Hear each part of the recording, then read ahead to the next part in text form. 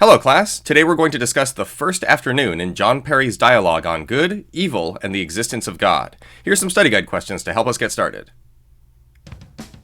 1. What is a theodicy? 2. What is Miller's theodicy? 3. What is Pelagianism? 4. What do Miller, Weirob, and Cohen agree on when it comes to Pelagianism versus St. Augustine's views on free will? 5.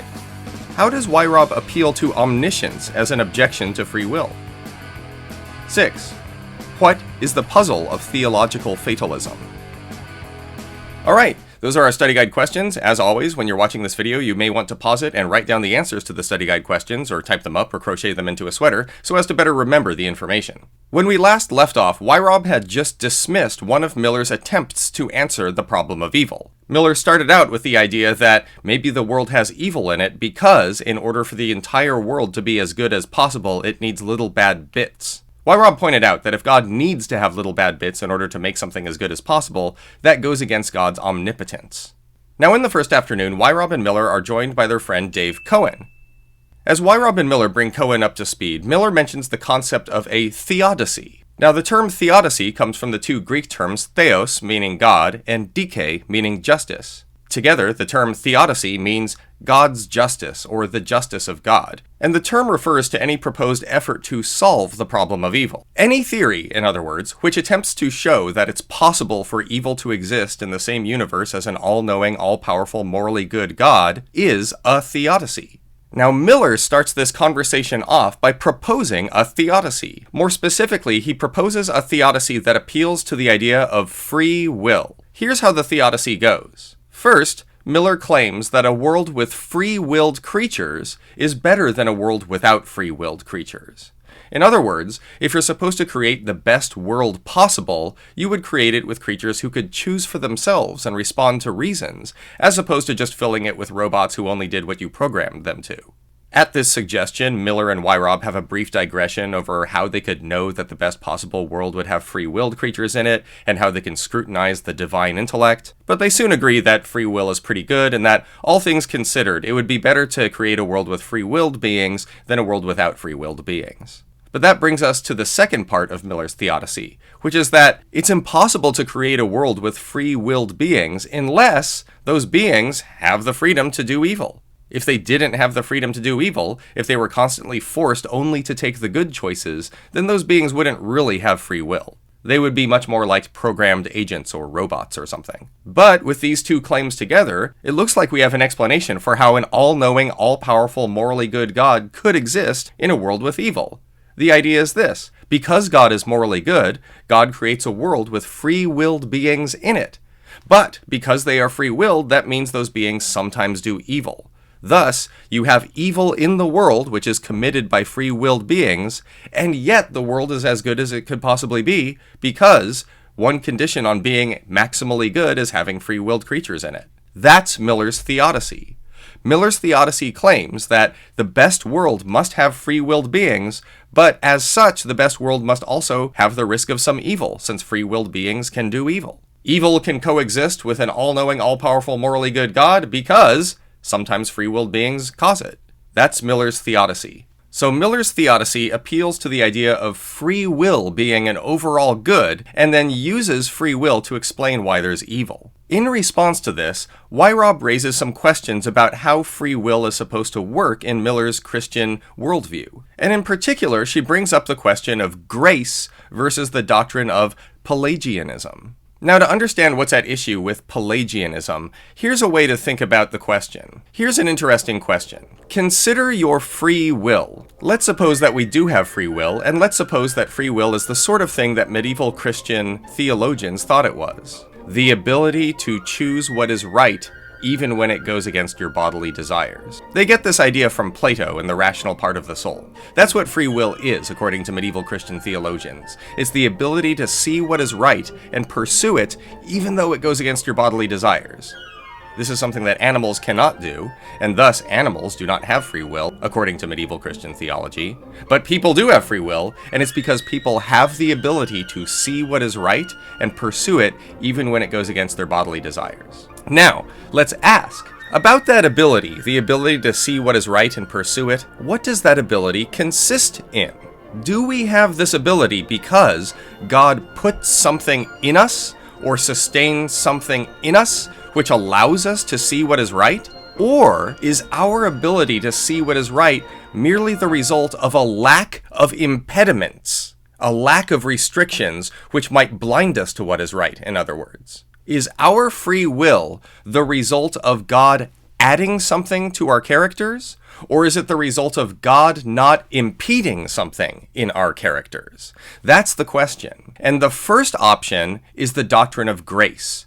St. Augustine famously expounded upon this doctrine, but the doctrine of grace says that you cannot have free will unless God sustains some rational element within you. Our free will, according to the doctrine of grace, is the result of God adding something to our character or sustaining it there. The opposite view is Pelagianism.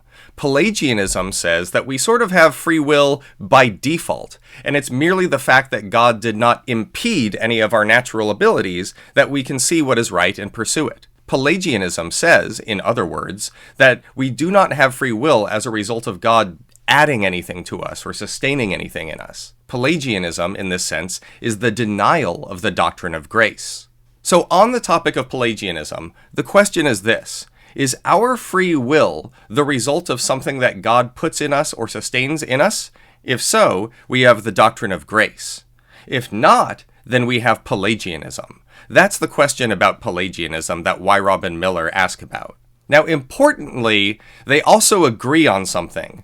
Weirob and Miller agree that the question of Pelagianism versus the question of St. Augustine's doctrine of grace does not really matter when it comes to Miller's theodicy and his answering of Weirob's challenge. In other words, if the doctrine of grace is true, Miller can give a theodicy that answers Weirob.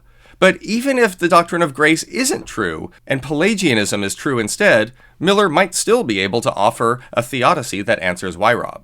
So although the question of Pelagianism versus grace is interesting, it doesn't actually have any immediate bearing on Miller's theodicy and his attempt to answer Weirob. That's what they sort of agree on. But having cleared up the issue of grace versus Pelagianism, Weirob then raises an objection to the idea that we have free will.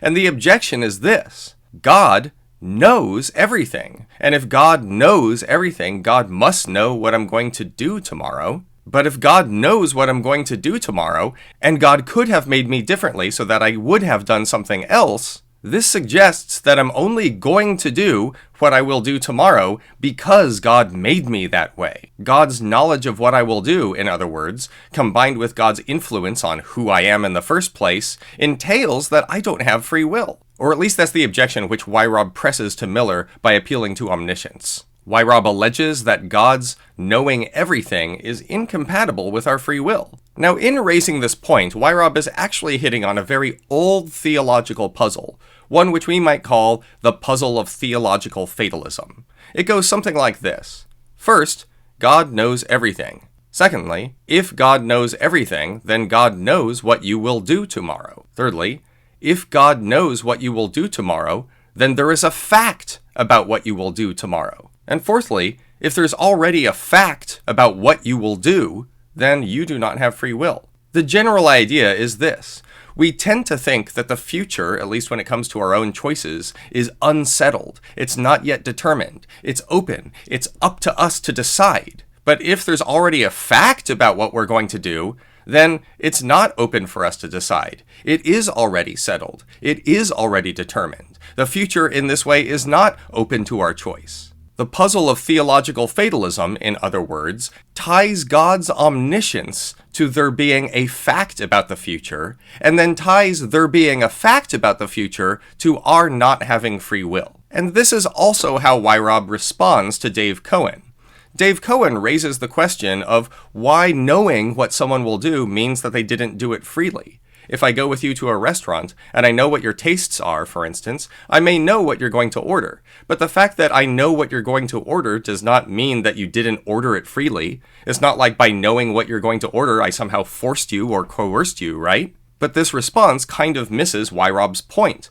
Weirob's point is that if God knows what you're going to do, that by itself is enough to threaten your free will. First, because God not only knows what you're going to do, but also made you to do that. And second, because if God knows what you're going to do, there is already a fact about what you're going to do, in which case your deeds are already fixed and settled. And puzzling what to say about that, puzzling about theological fatalism, is how the first afternoon in Perry's dialogue comes to an end. Next time, we'll renew the discussion with the second morning, and we'll see what Weirob, Miller, and Cohen have to say about theological fatalism and theodicy in general. Thanks very much for watching. See you next time.